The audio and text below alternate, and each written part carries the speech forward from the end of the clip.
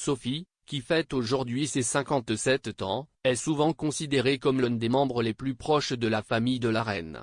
Le royal fiable est marié au plus jeune fils de Sa Majesté, Edward, le comte de Wessex, depuis plus de 20 ans. Bien que les Wessex aient fait quelques gaffes au cours de leurs jeunes années, comme l'émission spéciale télévisée It's a Royal Knockout du prince pour la charité, ils se sont depuis forgé une réputation de couple royal fiable. Sophie et Edward, qui se sont mariés en 1999, ont 2 enfants ensemble, James, vicomte Severn, 14 ans, et Lady Louise Windsor, 18 ans. Le couple a été présenté pour la première fois par un ami commun en 1987, mais n'a commencé à se fréquenter qu'en 1993. Cependant, avant de se marier avec le fils de la reine, Sophie a eu quelques aventures et amours alors qu'elle voyageait à travers le monde.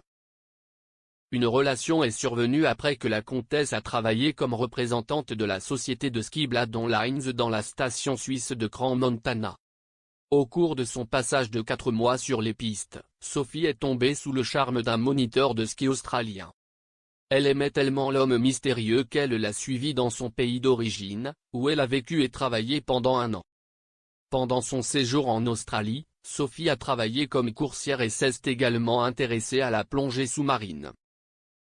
Cependant, après que les choses avec son beau n'aient pas fonctionné, elle est retournée à Londres en 1991 et a ensuite commencé à travailler dans les relations publiques.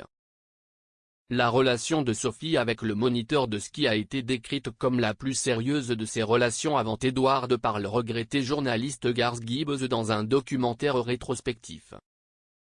Monsieur Gibbs a coécrit le livre Sophie Kiss, The True Love Story of Prince Edward and Sophie Rhys-Jones.